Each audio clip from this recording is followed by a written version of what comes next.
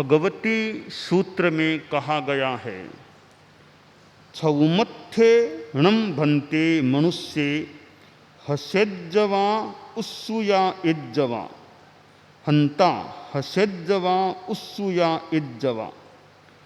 जहानम बनते छौमत्थे मनुष्य हस्यज्जवा उस्सुया इज्जवा तहानम केवली भी हस्यज्जवा उस्सुया इज्जवा गोयमा नो इनठे समठे। प्रश्न किया गया कि छद्मस्थ मनुष्य हंसता है, उत्सुक होता है, कि जो छद्मस्थ आदमी है वो हंसता है क्या, उसमें उत्सुकता भी पैदा होती है क्या? उत्तर दिया गया गौतम के नाम कि हाँ, वह हंसता है, उत्सुक होता है।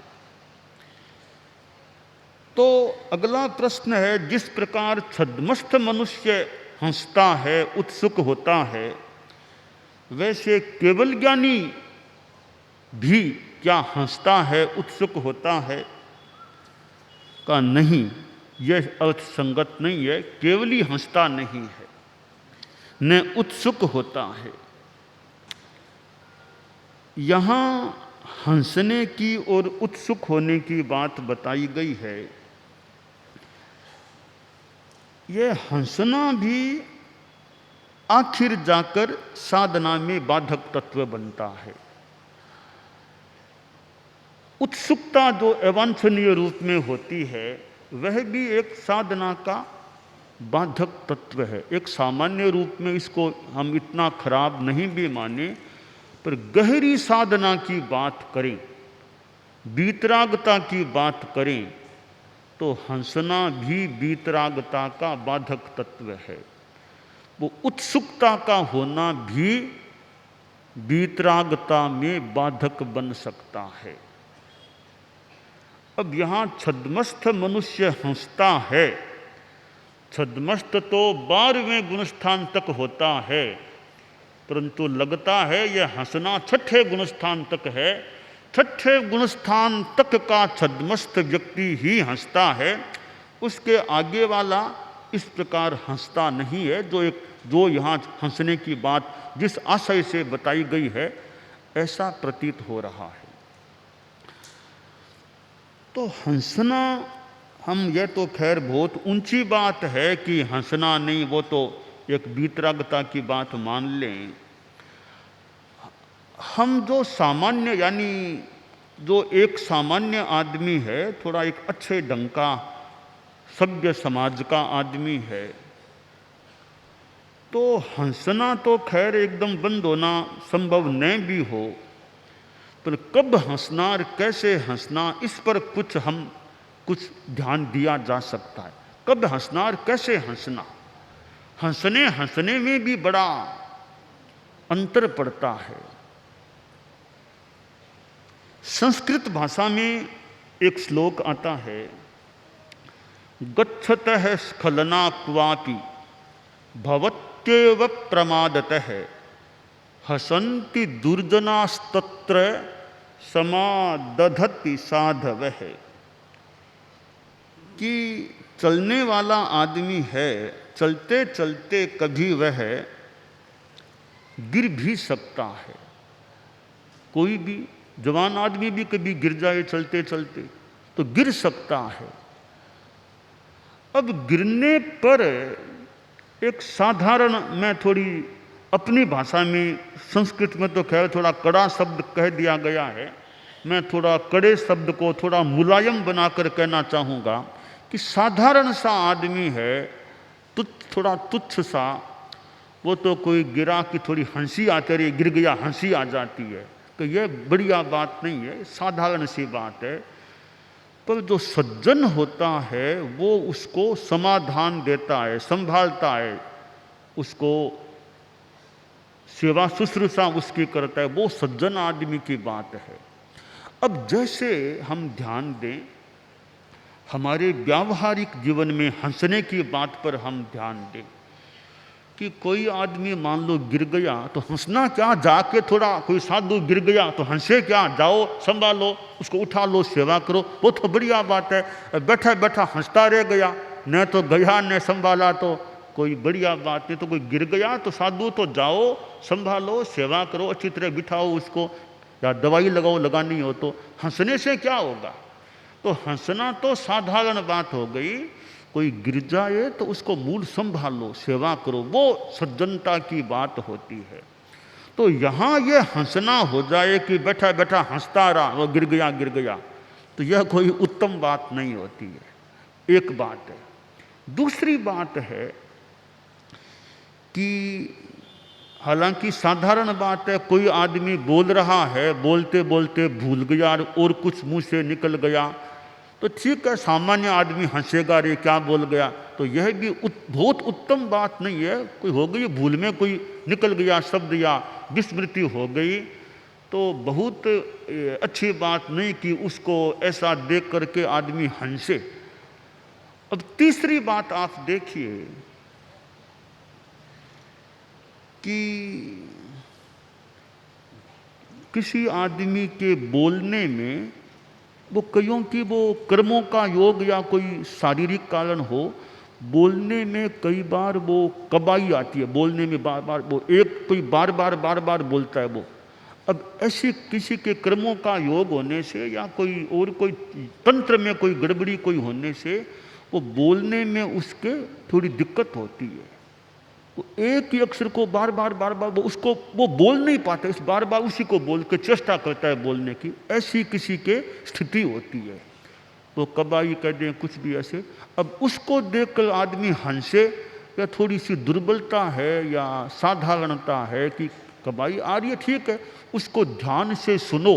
वो हमसे कोई बात कर रहा है, उसके बोलने में दिक्कत हो रही है, वो बोल नहीं पा रहे, वो कबाई आदि आ रही है, तो सामने वाले का फर्ज है और ध्यान देकर बात को समझने की चेष्टा करे कि वो आदमी क्या करना चाहता है, उसको समझने की चेष्टा करे, न कि उसको देख के हम हंसने का प्रयास करें। तो यहाँ जो भगवती सूत्र में यह हंसने की बात आई कि छद्मस्त आदमी हंसता है, तो छद्मस्त भी थोड़ा ध्यान दे कि कहाँ नहीं हंसना चाहिए। तो किसी को यूँ कबाई आ जाती है तो यूँ उसको हंसना नहीं चाहिए।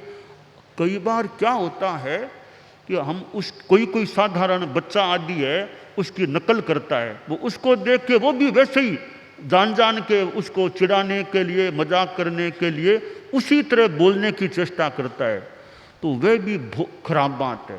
किसी की कबाई आदि को देख के उसकी नकल करना, वैसे वापस बोलना है, वो एक उत्तमता की बात नहीं होती है। कभी कभी मुझे लगता है फिर खुद की बोली भी वैसी हो सकती है, फिर खुद की बोली वैसी हो सकती है जिसकी नकल करता है।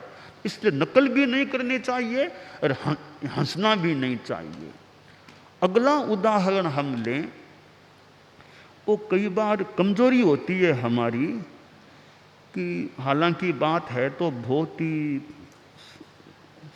साधारण सी, पर फिर भी हमें विवेक की दृष्टि से भगवती सूत्र में हंसने की बात आई है।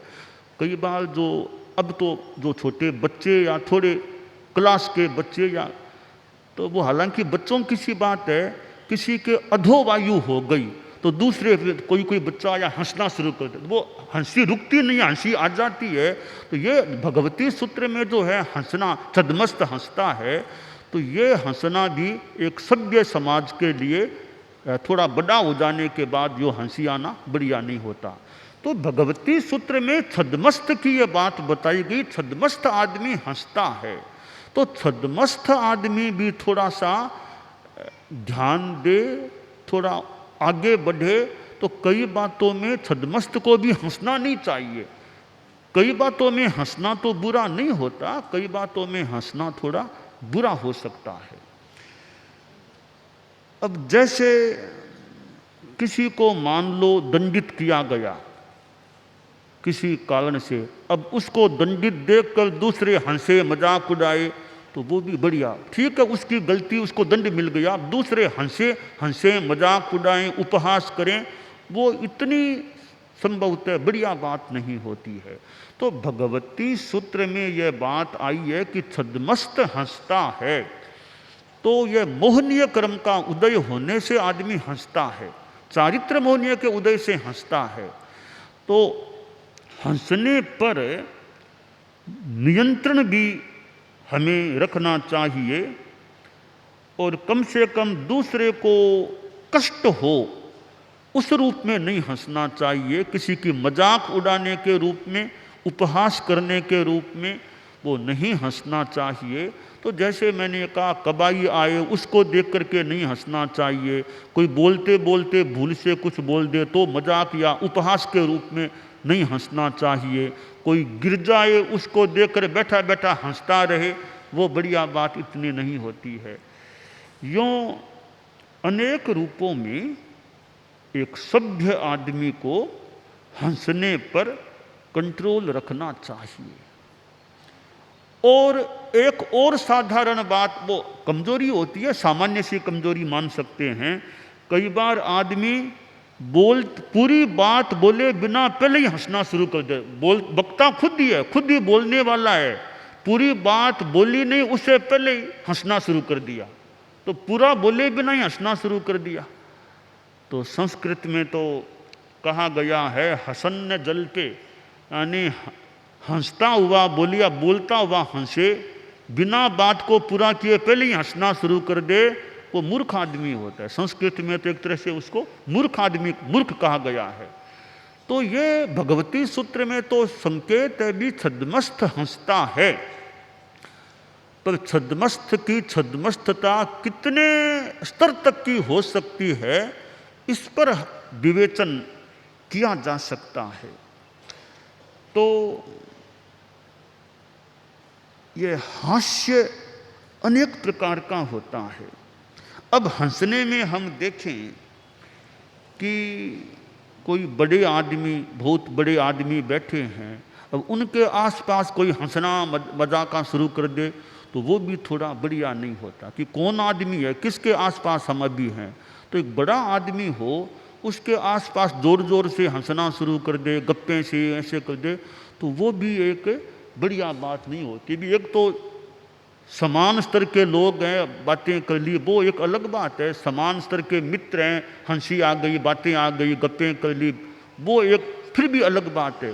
पर एक विशेष स्तरीय आदमी कोई बैठे हों, उनके आसपास जोर जोर से हंसे, तो वो भी एक बढ़िया बात नहीं होती है। अभी हम अभी किसके आसपास बैठे हैं, तो ये कई बातें विवेक की होती हैं कि हंसना भी है तो किस रूप में नहीं हंसना चाहिए, कहाँ नहीं हंसना चाहिए, और किसी को कष्ट पड़े, किसी का अपमान हो, उस रूप में नहीं हंसना चाहिए,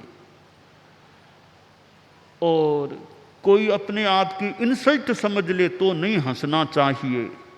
अब रामायण में जो बात आती है कि हंसी के कारण से कितना बड़ा एक क्रम बन गया,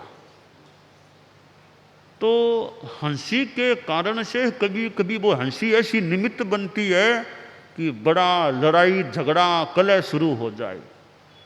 तो ये जो सारी बातें हैं हास्य के संदर्भ में, और परम पूज्य कालूगणी के समय की बात होगी, वो बाल मुनियों को हंसी आ गई थी। तो यूँ कई बार हमारे संतों में भी, आखिर हैं तो बच्चे ही बच्चे, कई बार बड़ों को भी आ सकती है। तो बच्चे बच्चे आहार के समय छोटे छोटे बाल मुनि बैठते हैं, तो कई बार हंसी, बच्चों की हंसी तो ऐसी होती है वो रोकने से रुकती भी नहीं है, फिर वो इतनी हंसी कि रोकने से रुकती भी नहीं है, फिर वो तो ऐसी स्थिति भी बन जाती है। तो ये थोड़ा थोड़ा जो जो आदमी उम्र से बड़ा हो तो फिर कई बार अपने आप ही अच्छाई आ जाती है। कई बार प्रयास करके अपने आप को वो अनावश्यक अवांछनीय रूप में हंसने से बचाने का प्रयास करना चाहिए। हास्य के संदर्भ में एक 4 प्रकार बताए गए हैं। एक दोहा है, ध्यानी तो हृदय हंसे, मुनि हंसे मुड़कज। पंडित तो नयना हंसे, हर हर हंसे निर्लज। कि 4 प्रकार की हंसी होती है। एक ध्यानी आदमी है, योगी ध्यानी, उसका हास्य है वो हृदय में भीतर में होता है। बहुत गहरा ध्यानी तो उसका हास्य कह दें, आनंद कह दें, भीतर में होता है। मुनि हंसे मुल्कज, तो मुनि हो, साधु और समाज में रहने वाला हो, समाज से व्यवहार रखने वाला हो, कि वो हंसेगा तो मुस्कान के रूप में, मुस्कुराहट के रूप में वो हंसता है, मुल्कता है। पंडित तो नयना हंसे, कोई पंडित है, गहरा ज्ञानी आदमी है, विद्वान आदमी है, तो उसका हास्य आंखों में होता है। और चौथा प्रकार बताया कि जो एक बहुत साधारण स्तर का आदमी है, हर हर हंसे निर्लज, जिसके इतना विवेक नहीं, शर्म नहीं, लाज नहीं, वो बहुत जोर जोर से हंसता है। तो ये थोड़ा सा तुच्छ प्रकार है हास्य का। चौथा प्रकार कि बहुत ज़्यादा जोर से, एक वांछनीय रूप में जोर जोर से हंसना, वो इतना बढ़िया नहीं होता है सामान्यतया। तो हमें भगवती सूत्र से यह एक प्रेरणा लेने का प्रयास करना चाहिए, जो हंसने के संदर्भ में बताया गया है कि केवली तो हंसता ही नहीं है, केवली नहीं हंसता है, उसके मोह कर्म होता ही नहीं है, हंसेगा भी क्यों। छद्मस्त हंसता है, पर छद्मस्त भी हंसने का संयम कर सकता है, बहुत संयम कर सकता है। कोई आदमी हंसने का बहुत संयम रखता है, बहुत ज़्यादा जोर से नहीं हंसता है। तो यह बात बहुत कठिन नहीं है, थोड़ा सा हम ध्यान दें तो हंसने पर किस तरह हंसना चाहिए या नहीं हंसना, इस पर ध्यान दे करके हंसने पर कंट्रोल भी कर सकते हैं। तो यह अनावश्यक या अवांछनीय रूप में जो हंसना हो, जो असभ्यता का प्रतीक है, कोई गिर गया तो हंस गए, कोई भूल गया तो हंस गए, कोई, तो ऐसे प्रसंगों में तो हमें हंसने का संयम जरूर रखने का प्रयास करना चाहिए। दूसरी बात भगवती सूत्र में बताई उत्सुकता का होना, कि उत्सुकता छद्मस्त में होती है, केवली में उत्सुकता नहीं होती है। केवली में क्या, वो तो सर्वज्ञ, उसमें उत्सुकता होगी भी क्या। कि अमुक जगह गए, बहुत उत्सुकता देखने की, कि वो चीज़ देखें, वो चीज़ देखें। भी देखने में कोई ज्ञान प्राप्ति है क्या है, वो देख लो, वरना तो जगह जगह अनेक चीज़ें दुनिया में हैं, क्या क्या कहाँ कहाँ देखेंगे। और फिर साधु है, उसको तो और संयम रखना चाहिए कि क्या देखने जाऊं। अब जगह जगह देखने की चीज़ें हैं, कहीं बच्चों के खेलने की चीज़ें मिल सकती है, कहीं और कोई ऐसे सिनेमा की कोई चीज़ें मिल जाए देखने को, और तो ऐसे बहुत चीज़ें हैं। तो हर कुछ चीज़ देखने को साधु जाए, 10 किलोमीटर जाए आए, इतना समय क्यों लगाएं, क्या देखना है इतना। कोई बहुत ही अच्छी बात है, ज्ञान की बात है, ठीक है, भी कोई दर्शनीय चीज़ है, कोई विशेष मंदिर है, मान लो देख लिया। साधारण सी चीज़ें हैं, मनोविनोद की सी चीज़ें हैं, बच्चों की सी चीज़ें हैं, तो उनको देखने के लिए साधु अपना समय लगाए, टाइम लगाए, श्रम भी करना पड़े। तो वो अपना विवेक है, कहाँ देखने के लिए जाना चाहिए या कहाँ नहीं जाना चाहिए। तो उत्सुकता, कि छद्मस्त में ये उत्सुकता होती है, पर छद्मस्त साधु भी प्रयास करे कि मैं अवांछनीय उत्सुकता में न जाऊं, थोड़ी समता शांति में रहूं, अपना समय का मूल्यांकन करूं कि मेरा समय कहाँ लगना चाहिए और कहाँ नहीं लगना चाहिए।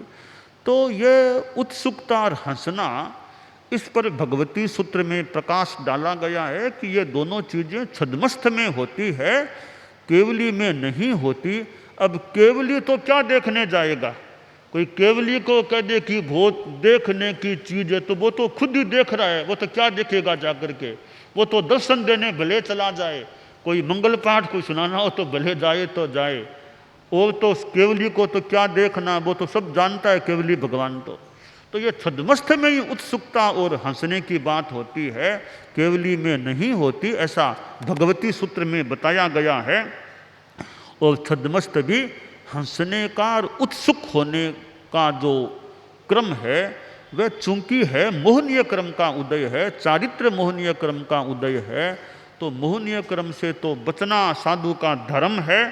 तो इसलिए कम से कम साधु को तो विशेष ध्यान देना चाहिए कि हंसना और उत्सुकता में अवांछनीयता न हो जाए, और गृहस्थ आदमी भी ध्यान दे कि हंसने में विवेक रखना है, एक अवांछनीय प्रसंगों में हंसी न हो, और उत्सुकता भी अतिमात्र या अवांछनीय रूप में गृहस्थ में भी न हो। तो बच्चों की बात अलग है, बच्चे हैं, थोड़ा बड़ा हो जाए तो अवांछनीय उत्सुकता भी नहीं हो तो अच्छा होता है।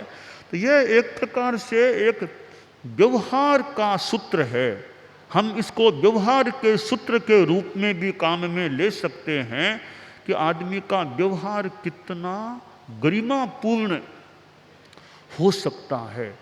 तो इन बातों में ध्यान देना चाहिए। एक बात और है, सामायिक होती है गृहस्थों के, सामायिक होती है। अब सामायिक के दौरान कोई नाटक हो रहा हो, कोई अभिनय नाटक ऐसा हो, अब उसको अगर देखते हैं तो उसमें बार बार यूँ हंसी आती है, वो नाटक के दृश्य आते हैं। तो जहाँ तक हो सके ऐसे जो गृहस्थों के द्वारा नाटक आदि किए जाए कुछ हास्यजनक हों। उदाहरण के लिए कभी कभी हास्य कवि या हास्य कवि सम्मेलन मान लो हो रहा है, अब उसमें सामायिक में आप बैठे हैं, अब वो हास्य कवि तो बार बार हंसने का ही वो उपक्रम मान लो करता है, उसमें आप सामायिक में बार बार जोर जोर से हंसते हैं, तो सामायिक के लिए वह गरिमापूर्ण बात नहीं होती है। तो या तो सामायिक में हास्य कवि सम्मेलन जैसे में बैठना नहीं चाहिए, अपना अलग स्वाध्याय आदि करना चाहिए, या सामायिक न हो तो फिर भी कोई बात नहीं, सामायिक में ये हास्य कवि कविताएं नाटक हो ऐसी चीज़ें हों, उनको श्रावक श्राविकाओं को उनमें या तो बैठे नहीं बैठे तो समता भाव रख सके तो, वरना नहीं बैठे अपना अलग से अपना सामायिक में स्वाध्याय जप आदि करें तो और ज़्यादा संभवतः बढ़िया हो सकता है। तो अनेक प्रकार की प्रेरणाएं हम इस भगवती सूत्र का जो ये प्रसंग है हंसना और उत्सुक होना, इसके द्वारा ले सकते हैं।